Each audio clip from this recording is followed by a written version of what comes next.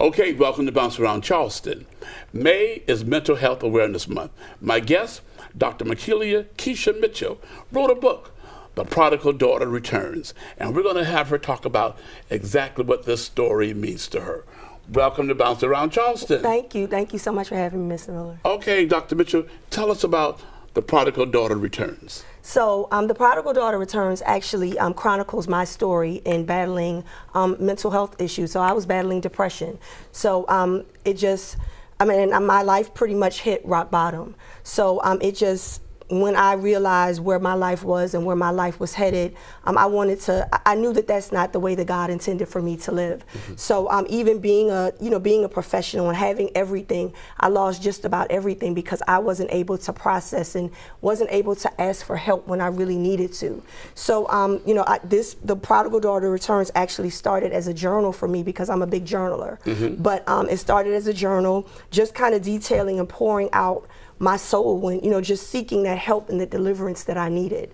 So it was a journal. I shared it with a couple people who, really prompted me to share it with everyone else because I realized that in the African American community especially, we're less likely to seek. We're overdiagnosed as far as needing mental health support, but we're the group that's least likely to seek that help. So I wanted to make sure that I provided those type of tools so that others can get help and they can see that there's life on the other side. Okay. And no matter what you're going through, there's always an ever after for you.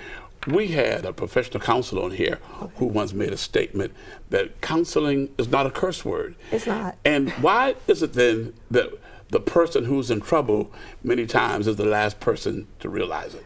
I think because in our minds, we think that we're handling it. And we think that we have it all under control and we're fine. We don't want to reach out for help because sometimes asking for help, people view that as a sign of weakness. When in fact, it really takes a lot of courage for you to realize that you're dealing with something that's bigger than you and that you need to reach out and you need to get help. So, that's kind of one of the messages that I push, that therapy is not a bad word. Counseling is not a bad word. It's okay to ask for help, and it's okay to seek those tools from those who might be just a little more skilled than you to help you overcome any issues that you're facing. Okay, so there is a direct correlation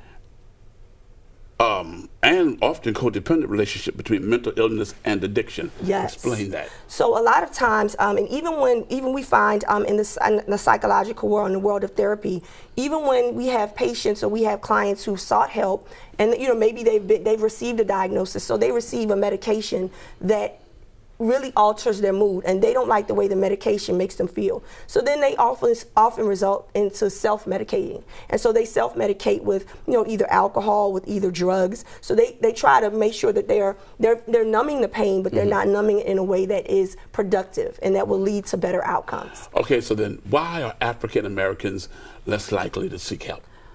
There are several factors that influence that, but one of the biggest ones that we're trying to combat, as a professional psychologists and professional counselors, is that in the African American community, like a lot of times, if you had that uncle or that aunt who who might have been like just a little different, we would always put them in the basement somewhere and they wouldn't seek help. So it's always looked at as, if I ask for help, then I'm crazy. And that's a stigma that kind of exists in our community, is that people would think I'm crazy if I'm in counseling or if I'm in therapy and I need help. Okay, thank you. Let's look at the spiritual side of this. Okay. God, along with psychology, does what?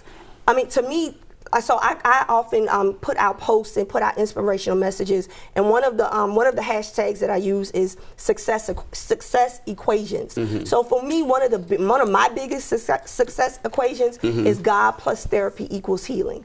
So to me, I wouldn't be where I am without that spiritual aspect, because I have a strong spiritual background. So I wouldn't be there. I wouldn't be here without that. So I credit God for for the deliverance and the healing, and for pointing me in the direction of seeking the right therapist to help me out. Okay, tell us about the African American woman and this equation.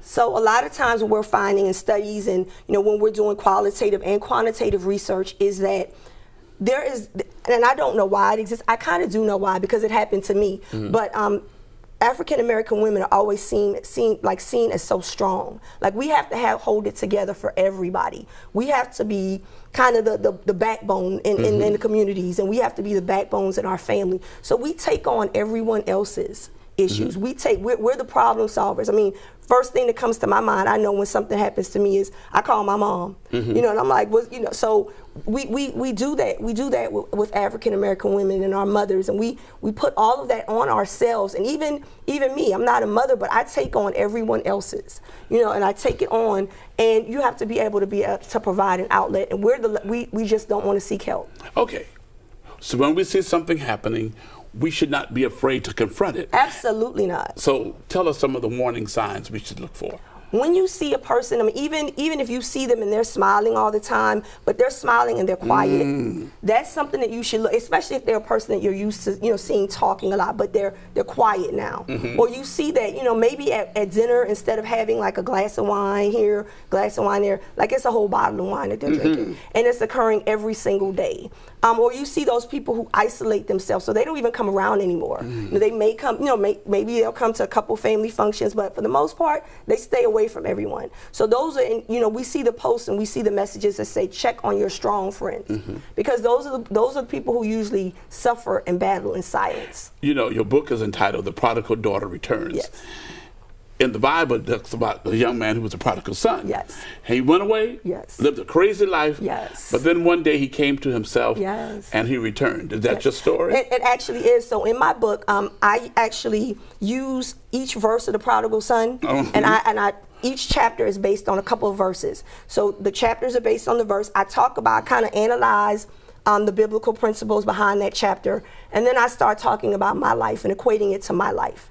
And then at the end we wrap it up with, you know, maybe that's something that you're going through and you're suffering through. And so there are reflective journal questions, because I want it to be introspective. I want you to be able to examine your life and yourself and maybe see what's going on.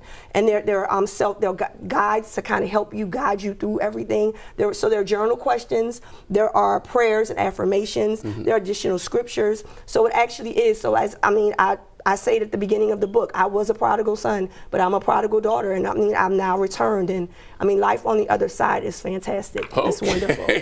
You heard it right here on Bounce Around Charleston, Dr. Makilia Keisha Mitchell. The book was released March 26, 2019.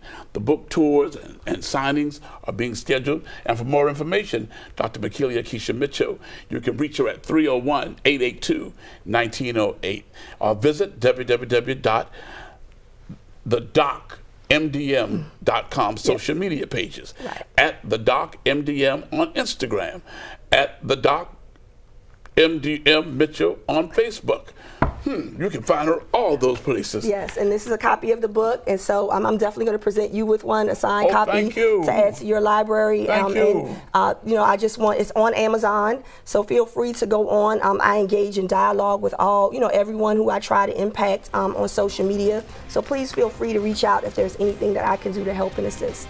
Thank you very much, Dr. Mitchell. Welcome. The Prodigal Daughter Returns.